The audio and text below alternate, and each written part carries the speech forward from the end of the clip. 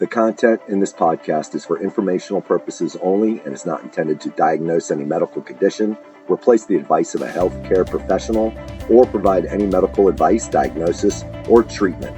Copyright 2020 Fireteam Whiskey, LLC, all rights reserved.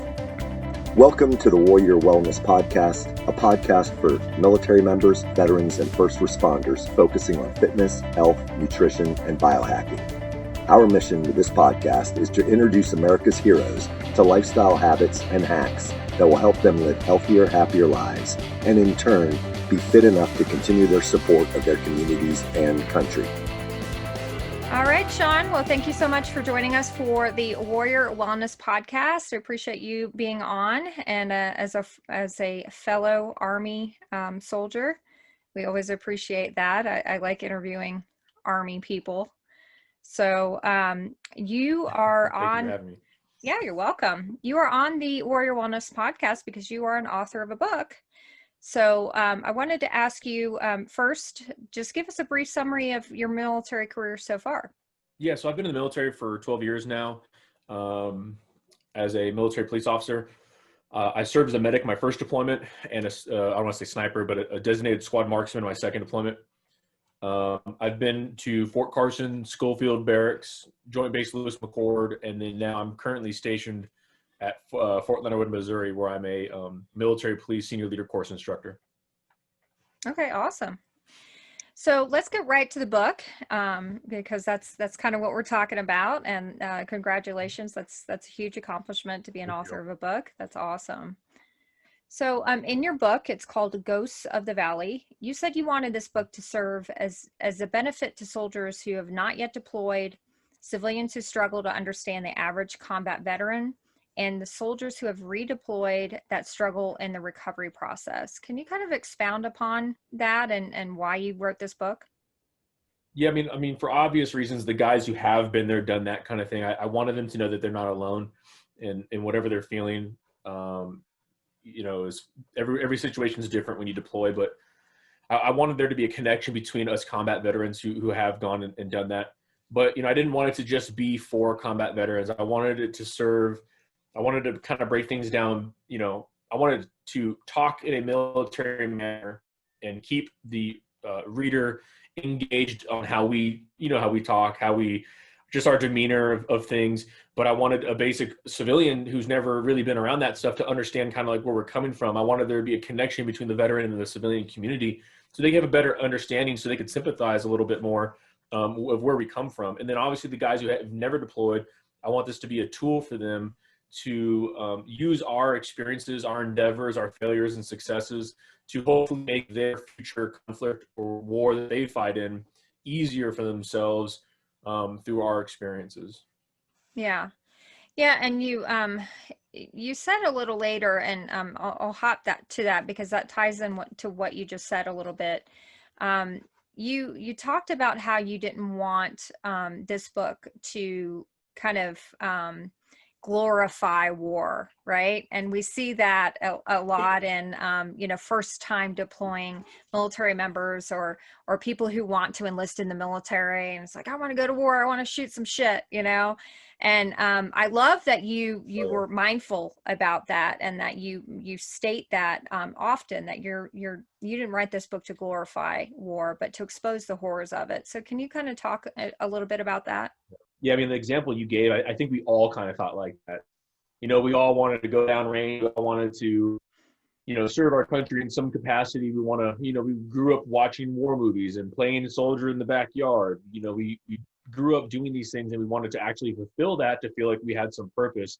And so, yeah, I'm not ignorant to the fact that we all had those thoughts that we wanted to go down range and fight the good fight. But when you actually get in the fight, it's not as glorified as you think it is, as the movies make it and everything. And there is, it's a two-way range. Those bullets come at you and people get hurt, and innocent people get hurt. And you see what humans can do to other humans and how brutal it can be.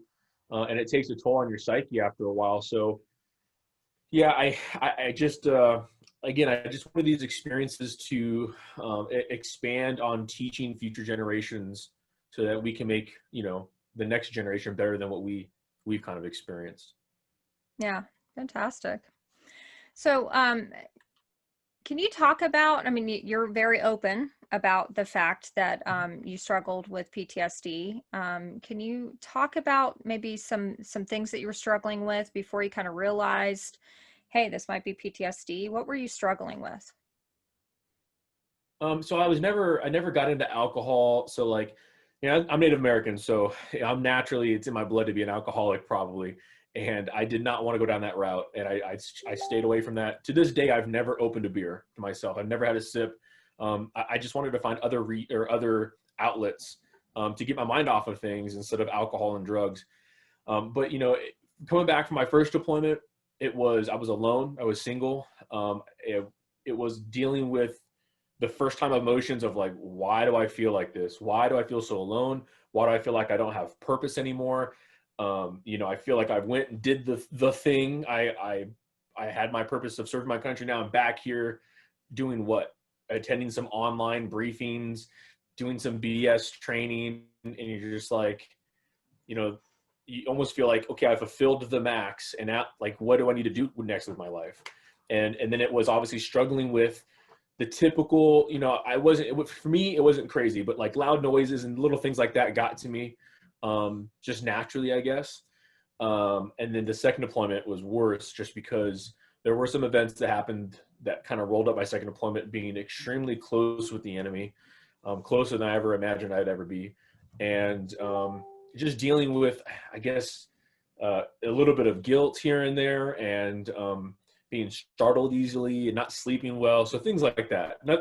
For me personally, again, I didn't have it as bad as others, but I recognized very quickly that I had a problem I needed to get fixed. Okay. So you say, you know, you realized you had a problem you needed to get fixed. Did you struggle with that? Because I mean, I ran military mental health programs for a decade. So, you know, I was in the Army for 10 years, and then I was a military mental health provider for 10 years.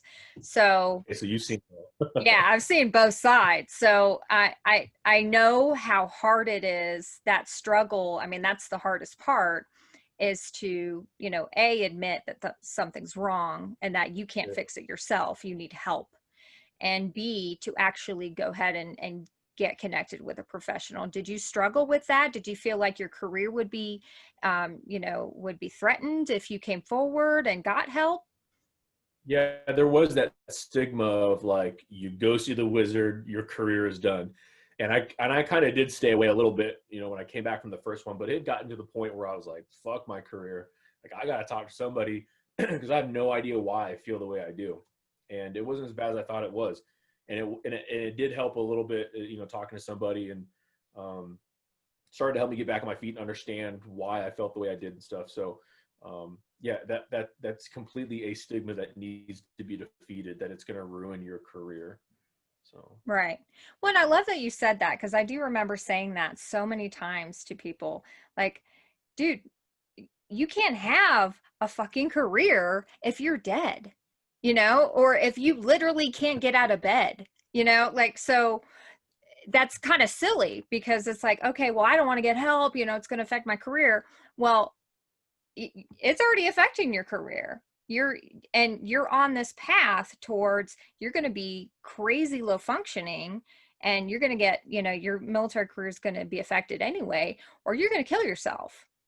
And, you know, in some way, shape, or form, either whether it be overdosing on, you know, alcohol or pills or drugs, or driving too fast on your motorcycle and wrecking, you know, whatever it is, dead is dead. You have no career when you're dead. So yeah, so I'm so glad to hear that you kind of, you know, recognized that and said, yeah, I mean, I'd rather just lose my career and feel better. You know, this isn't the most important thing. Why do you think that people get in that mindset, soldiers especially, and Marines especially, get in that mindset where it's like, there's nothing outside, you know, if I lose my career, that's the end of everything. Why do you think that is? I don't know. I mean, maybe it's because it's a lot of A-type personalities in the military, a lot of guys and girls who just, you know, just get out of my way. I'll handle it. I'll fix it myself, kind of thing. And I don't know. I don't know where it stemmed from, where it kind of originated. I'm not quite sure. But, you know, when I came in 2008, that was the stigma.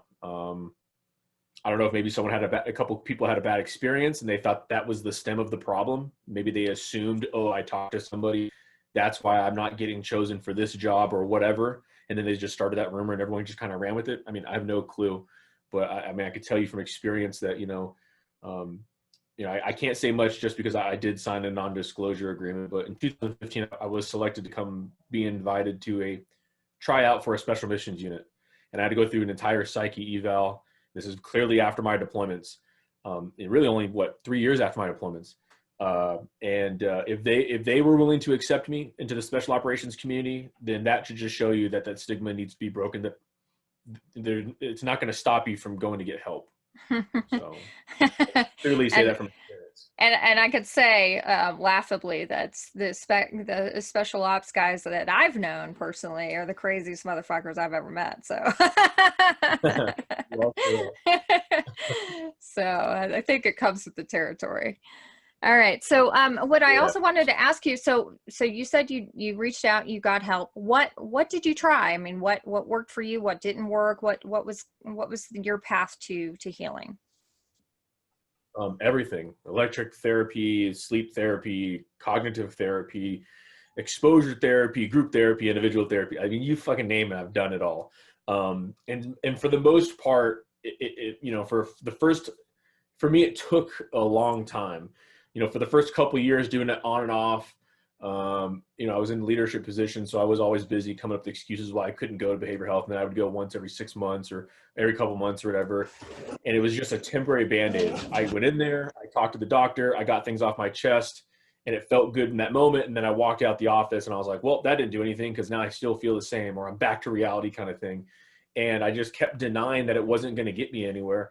And I had to just keep beating at it. I had to keep going, keep talking to different people, keep revisiting ideas, being introduced new ideas as to why I feel that way. And it just honestly took a long time. And I had to find new outlets. I had to go to the gym, take my anger out somewhere else, find somewhere that's more productive and positive so I could see good change. And then ultimately was the book. I like I said, I've always been in leadership positions, but when I got here to Fort Leonard Wood, this is the first time I haven't had soldiers underneath me. I'm literally by myself. My phone's been on silent since like last August when I got here. There's no field cycles. There's no late night crazy shifts. And so this was the first time since I've become a sergeant in 2010 that I've had this. So the past decade of being on the go. And when I was here at Fort Leonard Wood, I found out very quickly that PTSD will evolve to your situation. So all those years where I could just go to the field and be with my soldiers and go, the PTSD kind of got suppressed in a way. I didn't have to think about it as much.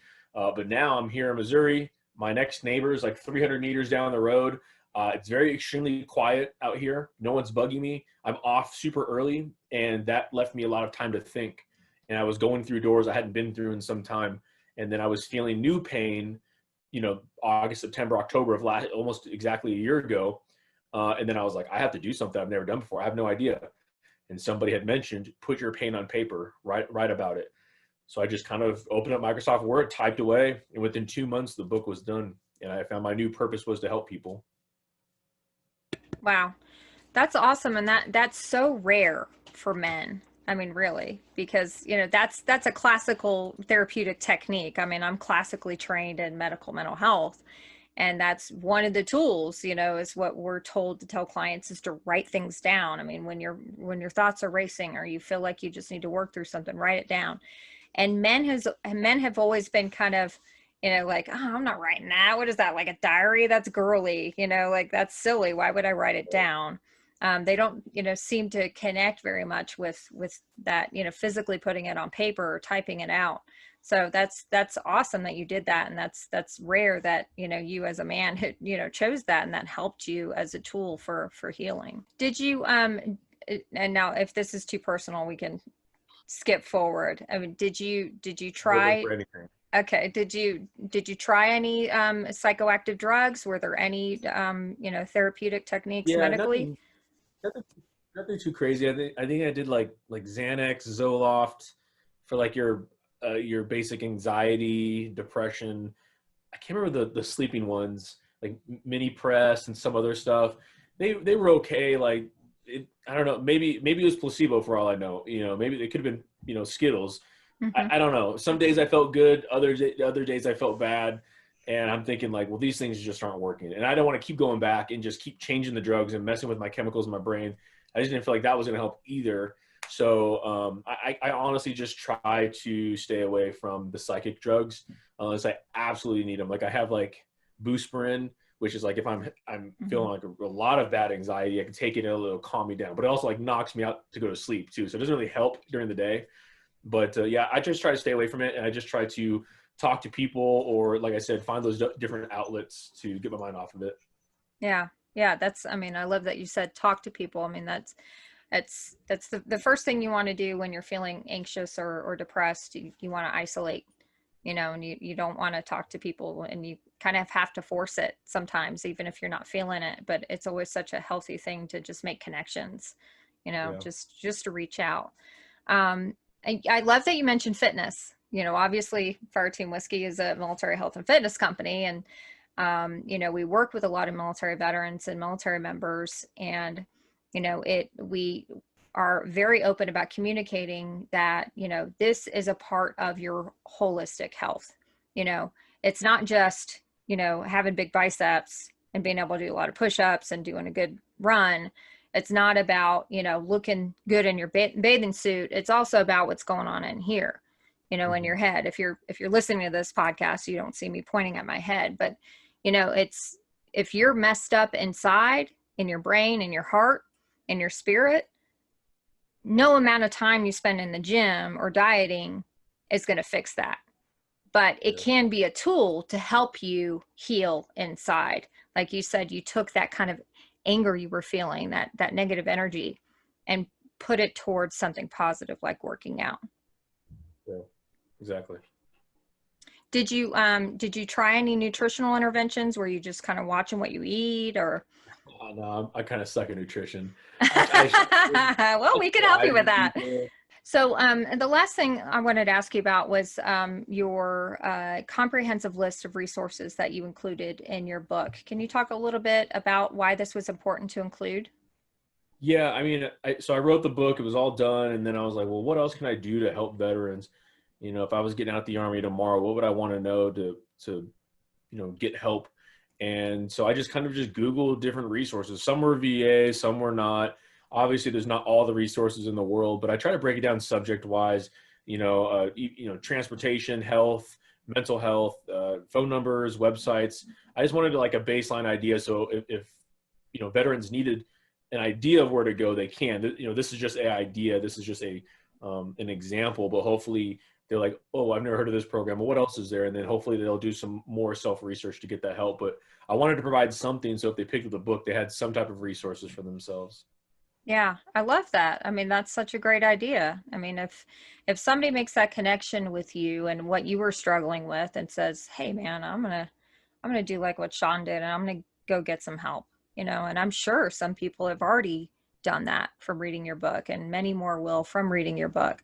So to have that right on hand is amazing. I mean, you're handing them the resources. It's like, that's the hardest part. It's like, oh, okay, now I want help, but where do I go now?